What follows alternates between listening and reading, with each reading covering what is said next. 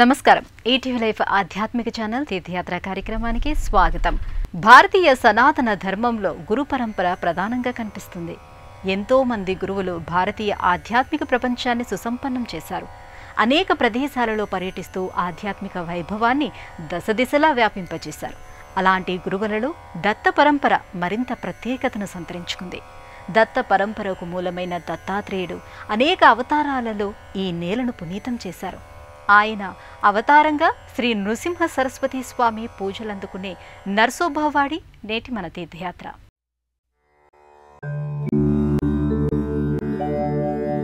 అఖండ మండలాకారం వ్యాప్తం యేన చరాచరం తత్పదం దర్శితం యేన తస్మై శ్రీ గురవే నమః. గురు బ్రహ్మా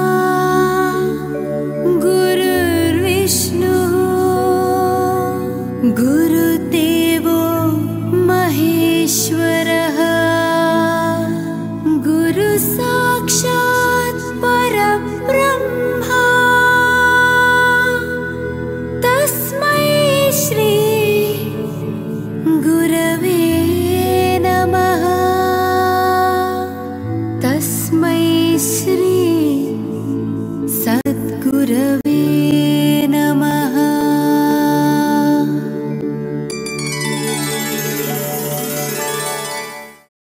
ప్రపంచవ్యాప్తంగా ఎంతో మంది దత్తభక్తులు ఉన్నారు.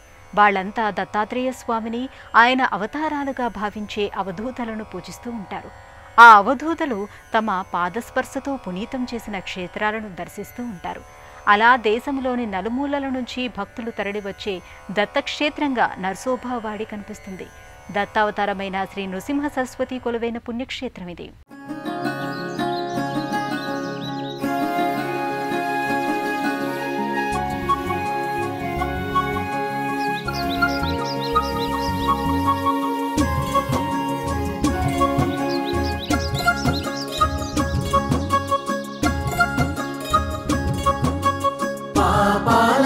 పరిష్కారం సద్గురు సేవే ప్రాయశ్చిత్తం మానవాళికి మార్గదర్శనం సద్గురు నామ స్మరణం. ఓ దత్తాత్రేయం సద్గురు దత్తాత్రేయం ఓ దత్తాత్రేయం సద్గురు దత్తాత్రేయం. జటాధరం పాండురంగం శూలహస్తం కృపానిధిం సర్వరోగహరం దేవం దత్తాత్రేయమహం భజే దత్తాత్రేయమహం భజే.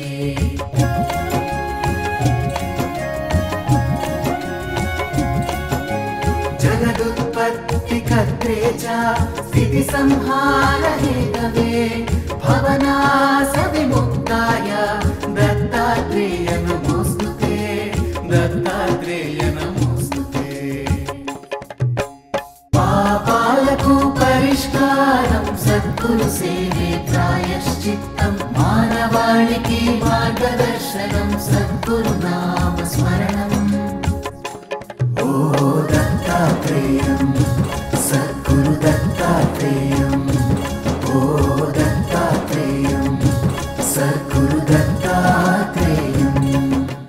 దత్తాత్రేయం శివం శాంతమింద్రనీలనిభం ప్రభుం ఆత్మమాయరతం దేవమవధూతం దిగంబరం భస్మోద్ధూళిత సర్వాంగం జటాజూటధరం విభుం చతుర్బాహుముదారాంగం దత్తాత్రేయం నమామ్యహం. అత్రి అనసూయ దంపతుల ప్రార్థన మేరకు త్రిమూర్తి స్వరూపంగా దత్తాత్రేయ స్వామి అవతరించాడు. అత్రి మహర్షికి తనని తాను దత్తత చేసుకున్నవాడు కావడం వలన దత్తాత్రేయుడైనాడు. మార్గశిర పౌర్ణమి మృగశిర నక్షత్రం రోజున స్వామి జన్మించాడు. చీమ మొదలు 24 జీవరాశులను గురువులుగా భావిస్తూ వాటి నుంచి ఏం నేర్చుకోవాలనేది ఉపదేశించారు. దత్తాత్రేయ స్వామి లీలలు అనేకం. తన భక్తులను పరీక్షించి వారి భక్తి శ్రద్ధలను బట్టి అనుగ్రహించడం దత్తాత్రేయ స్వామిలో కనిపిస్తుంది. తన భక్తులను ఆయన కరుణించే విధానం ఆయన లీలా విశేషాలుగా అనిపిస్తాయి. అలాంటి దత్తాత్రేయ స్వామి మొదటి అవతారంగా శ్రీపాద శ్రీవల్లభ స్వామి కనిపిస్తారు. ఆయన గోదావరి ప్రాంతంలోని పీఠికాపురంలో జన్మించారు. భాద్రపద శుద్ధ చవితి రోజున అప్పలరాజు సుమతి దంపతులకు జన్మించిన శ్రీపాదుల వారు 3వ ఏట నుంచే మహిమలు చూపారు. ఇక దత్తాత్రేయుడి 2వ అవతారమే శ్రీ నృసింహ సరస్వతి స్వామివారు. మహారాష్ట్రలోని కరంజా అనే గ్రామంలో అంబా మాధవ అనే దంపతులకు ఆయన జన్మించారు. ఆయన పుట్టగానే అందరి పసిపిల్లల మాదిరిగా ఏడవలేదు, ఓంకారాన్ని ఉచ్చరించాడు. అప్పుడే ఆ బాలుడు సామాన్యుడు కాదని అంతా భావించారు. ఉపనయనం అయ్యే వరకు మౌనంగా ఉంటూ వచ్చిన ఆయన గాయత్రీ మంత్రం చెప్పిన తరువాతనే మాట్లాడటం మొదలుపెట్టడం విశేషం. నృసింహ సరస్వతి స్వామి బాలుడిగా ఉన్నప్పుడే అనేక మహిమలను చూపుతూ వెళ్ళాడు. ఆయన ఆధ్యాత్మిక జీవన ప్రయాణానికి, సన్యాసం జీవితానికి తల్లిదండ్రుల మమకారం అడ్డుపడుతుంది.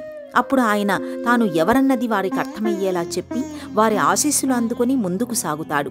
కృష్ణ సరస్వతిని తన గురువుగా స్వీకరించిన ఆయన 12 సంవత్సరాలు తపస్సు చేసుకున్న ప్రదేశమే నర్సోబావాడి.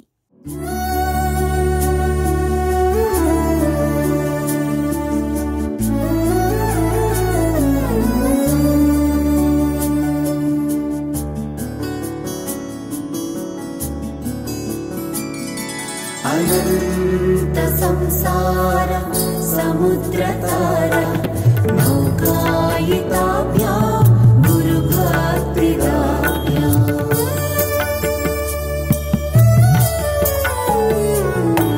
अनंत संसार समुद्रतार नौकायिताभ्या गुरुभक्तिदाभ्या वैराग्य साम्राज्यद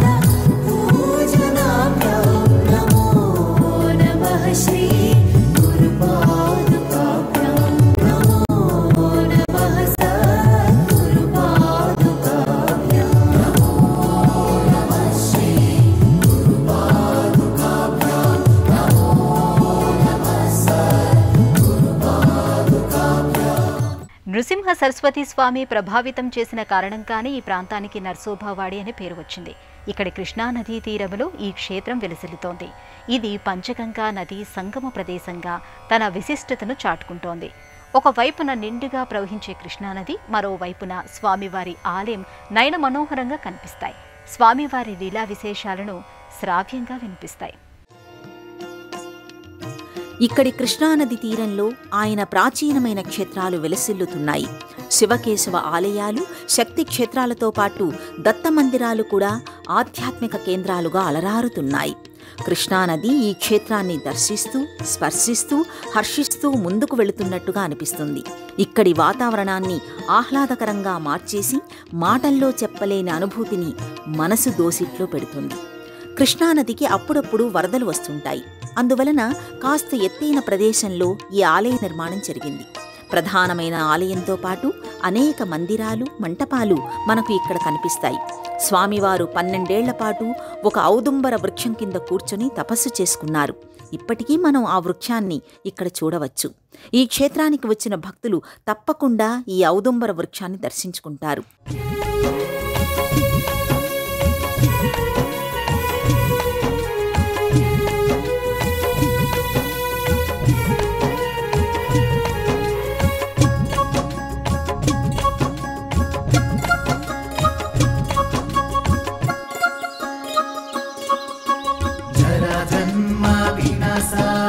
देहशुद्धीकराय च दिगंबरा दयामूर्ते दत्तात्रेय नमोस्तुते दत्तात्रेय नमोस्तुते.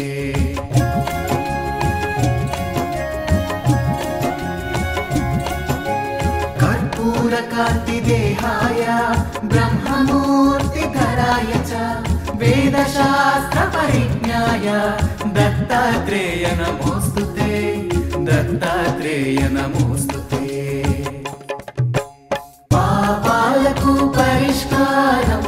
సద్గురు సేవే ప్రాయశ్చిత్తం మానవాళికి మార్గదర్శనం సద్గురు నామ స్మరణం ఓ దత్తాత్రేయం సద్గురు దత్తాత్రేయం ఓ దత్తాత్రేయం సద్గురు దత్తాత్రేయం.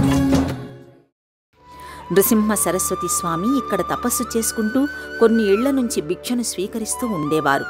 ఆ సమయంలో ఆయన తన పాదాలను ఆశ్రయించిన వారిని అనుగ్రహించిన తీరు కథలు కథలుగా వినిపిస్తాయి. స్వామివారు ఈ ప్రదేశంలో ధ్యాన నిమగ్నుడై ఉన్నప్పటికీ ఆయన మహిమలు ఈ చుట్టుపక్కల ప్రదేశాలలో పరచుకొని కనిపిస్తాయి. అలాంటి ప్రదేశాలలో శిరోలా ఒకటి. శిరోలాలో స్వామివారి చేతి ముద్రతో కూడిన ఒక శిల కనిపిస్తుంది.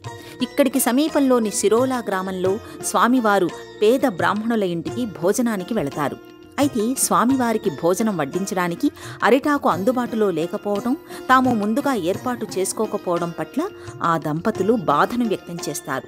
ఏదైనా కాస్త విశాలమైన బండరాయి ఉంటే శుభ్రంగా కడిగేసి దానిపై వడ్డించమని స్వామి చెబుతాడు. ఆ దంపతులు అలాగే చేస్తారు. భోజనం చేసిన తరువాత స్వామివారు ఆ రాయిపై చెయ్యి పెట్టి పైకి లేస్తారు. అంతే, ఆ రాయిపై స్వామివారి చేతి ముద్ర పడుతుంది. అది స్వామివారి ఆశీర్వాదంగా భావించిన బ్రాహ్మణ దంపతులు అనునిత్యం ఆ శిలను పూజించడం వలన వారి దారిద్ర్యం తొలగిపోతుంది. స్వామివారి మహిమలకు నిదర్శనంగా మనకు ఇప్పటికీ శిరోలాలో ఆ శిల కనిపిస్తూ ఉంటుంది. నృసింహ సరస్వతి స్వామివారి ఆలయంలో ఆయన పాదుకులను భక్తులు దర్శించుకుంటారు. అలాగే ఇతర అవధూతల తపస్సు చేసుకున్న తపోస్థలి కూడా మనం ఇక్కడ చూడొచ్చు. ఇలా ఎంతో మంది అవధూతలు నడియాడిన దివ్యమైన ప్రదేశంగా ఈ క్షేత్రం కనిపిస్తుంది. నృసింహ సరస్వతి మహిమలకు వేదికగా అనిపిస్తుంది. ఈ క్షేత్రంలో అడుగుపెట్టిన వారు స్వామివారు తన భక్తులను అనుగ్రహించిన విధానాన్ని గురించి మాట్లాడుకోకుండా ఉండలేరు. ఇక్కడి కృష్ణానదికి ఆవలిగట్టున పూర్వం ఒక పేద బ్రాహ్మణ కుటుంబం నివసిస్తూ ఉండేదట. ఆ ఇంట్లో ఉన్న బచ్చలపాదు నుంచి రోజూ కొన్ని ఆకులను కోసి దానితోనే ఆహారం తయారు చేసుకుంటూ ఉండేవారు. ఒక రోజున స్వామివారు వారి ఇంటికి భిక్షకు వెళతారు. బచ్చల ఆకుతో చేసిన ఆహారాన్ని వారు స్వామికి సమర్పిస్తారు. ఆ బ్రాహ్మణ కుటుంబం ఎంతో మానవత్వాన్ని కలిగి ఉండడాన్ని స్వామి గమనిస్తారు. తనకు సరైన భోజనం పెట్టలేకపోతున్నందుకు వారు బాధపడుతున్నారనే విషయాన్ని కూడా స్వామి అర్థం చేసుకుంటారు. తమ కోసం ఉంచిన కొద్దిపాటి ఆహారాన్ని తనకి సమర్పించడం స్వామిని కదిలించి వేస్తుంది. దాంతో ఆయన అక్కడి నుంచి వెళుతూ ఆ పక్కనే ఉన్న బచ్చలపాదును పీకేసి వెళ్ళిపోతారు. స్వామివారు అలా చేయడంలో ఏదో ఆంతర్యం ఉంటుందని ఆ దంపతులు భావిస్తారు. ఆ దంపతులు మళ్లీ ఆ బచ్చలపాదును నాటడానికి త్రవ్వగా అక్కడ వారికి లంకెబిందెలు కనిపిస్తాయి. దాంతో ఆ దంపతులు ఎంతో సంతోషిస్తారు. అప్పటి నుంచి వారు సుఖంగా జీవిస్తూ దానధర్మాలు చేస్తూ వెళ్లారు. అప్పటి ఆ లీలా విశేషం జరిగిన ప్రదేశాన్ని మనం ఇప్పటికీ చూడవచ్చు. ఆ బ్రాహ్మణుల వంశీకులు ఇన్ని వందల ఏళ్లుగా ఆ స్థల పవిత్రతను కాపాడుతూ ఉండడం విశేషం.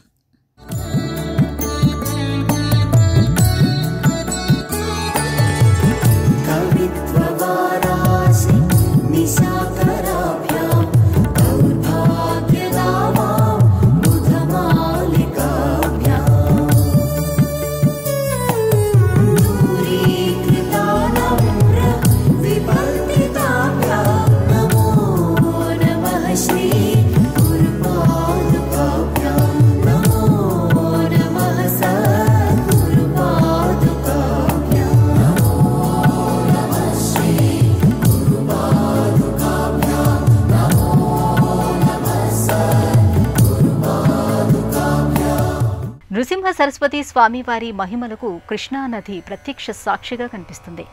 స్వామివారి లీలా విశేషాలను గురించి కృష్ణానది కంటే ఎక్కువగా తెలిసిన వారెవరూ లేరని ఇక్కడ వారు చెబుతూ ఉంటారు. కృష్ణానదికి ఆవలిగట్టు, ఈవలిగట్టు మాత్రమే కాదు, కృష్ణానది మధ్యలోనూ అద్భుతాలు జరిగాయనంటారు. అందుకు నిదర్శనంగా ఇక్కడ ఒక కథనం మనకు వినిపిస్తూ ఉంటుంది. ఇక్కడి ఔదుంబర వృక్షం క్రిందనే నృసింహస్వామి వారు కూర్చొని తపస్సు చేసుకునేవారు. మధ్యాహ్న సమయం కాగానే కృష్ణానది రెండుగా చీలిపోయేది. అందులో నుంచి వివిధ రకాల పదార్థాలు తీసుకుని 64 మంది యోగినీ మాతలు వచ్చేవారు. ఆధ్యాత్మిక గ్రంథాల పరంగా చూసుకుంటే వారు 64 కోట్ల యోగినీ గణాలకు అధిపతులు. వాళ్లంతా స్వామివారిని సేవించుకుని ఆయనకి నైవేద్యాలు సమర్పించుకుని వెళ్లేవారు. ఒక రోజున అక్కడికి సమీపంలోని పంట పొలాల్లో పనిచేసుకుంటున్న గంగనుజుడు హఠాత్తుగా కృష్ణానది మధ్యలో చీలిపోవడం చూసి ఆశ్చర్యపోతాడు. అలా చీలిపోయిన నది మధ్య భాగంలో నుంచి కొంతమంది యోగినులు రావడం, స్వామివారిని సేవించడం చూస్తాడు.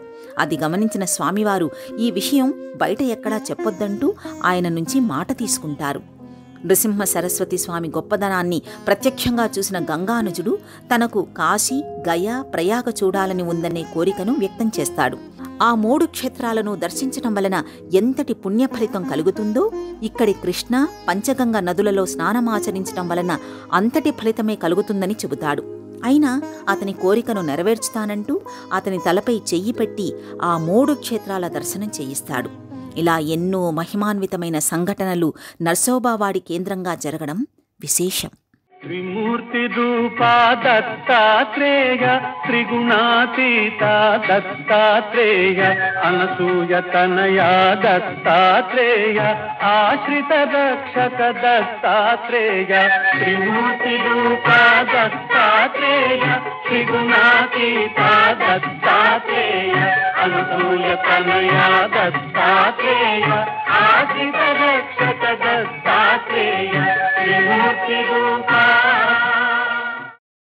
నృసింహ సరస్వతి స్వామి 12 ఏళ్ల తరువాత ఇక తాను గుప్తంగా మాత్రమే ఈ క్షేత్రంలో ఉండాలని నిర్ణయించుకుంటారు. అప్పుడు భక్తులంతా ఆవేదన వ్యక్తం చేస్తారు. ఆయన లేకుండా తాము ఉండలేమంటూ కన్నీళ్లు పెట్టుకుంటారు. అయినా తన అవతార కార్యం ప్రకారం తన విధులను నిర్వహిస్తూ వెళతానని, తన భక్తులను తాను ఎప్పటికీ విడిచిపెట్టనని అంటారు. అలా వారికి ఇచ్చిన మాట మేరకు స్వామి ఇక్కడ గుప్త రూపంలో ఇప్పటికీ ఉన్నారనడానికి అనేక నిదర్శనాలు కనిపిస్తూ ఉంటాయి.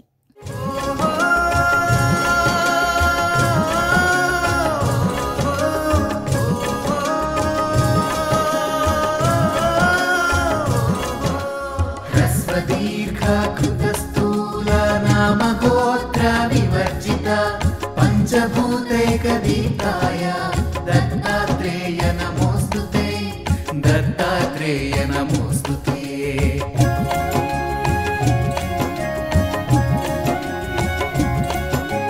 యజ్ఞభోక్తే చ యజ్ఞాయ, యజ్ఞరూపధరాయ చ, యజ్ఞప్రియాయ సిద్ధాయ దత్తాత్రేయ నమోస్తుతే, దత్తాత్రేయ నమోస్తుతే.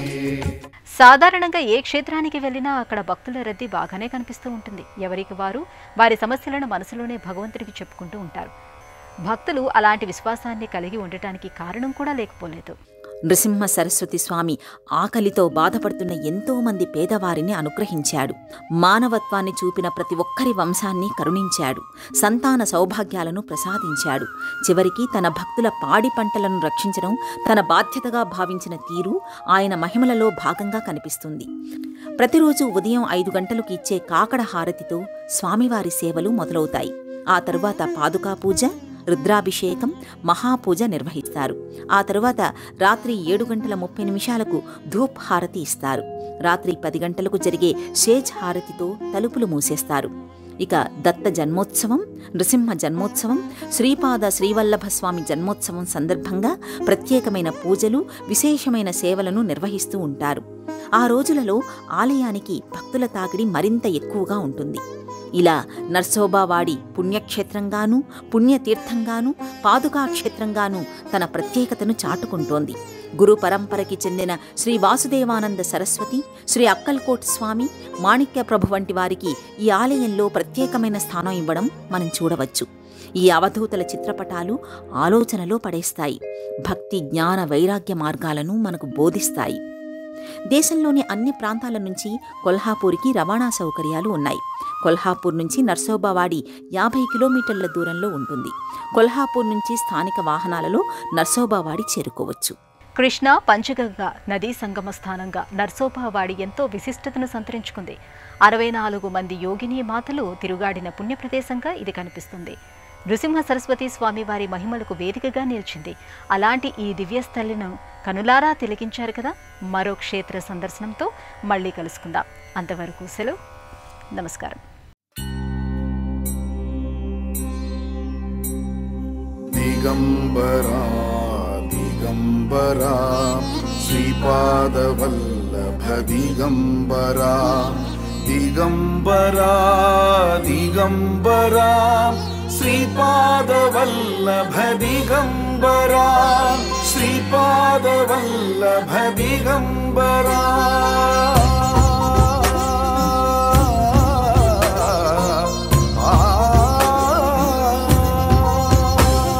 श्रीमदनन्ता श्रीविभूषिता अप्पललक्ष्मी नरसिंहराजा जय विजयी भवति विजयी भव श्रीमदखण्डा श्रीविजयी भव श्रीविद्याधरी राधसुरेखा श्रीराखीधर श्रीपादा जय विजयी भवति विजयी भव श्रीमदखण्डा श्रीविजयी भव माता सुमती वात्सल्यामृत परिपोषित जय श्रीपादा जय विजयी भवति विजयी भव श्रीमदखण्डा श्रीविजयी भव सत्य ऋषीश्वर दुहितानन्दन पापनार्यनुत श्रीचरणा जय विजयी भवति विजयी भव श्रीमदखण्डा श्रीविजयी भव। ఈ కార్యక్రమాన్ని తిరిగి చూడాలనుకుంటే www.youtube.com/@ETV Life Spiritual లో చూడవచ్చు.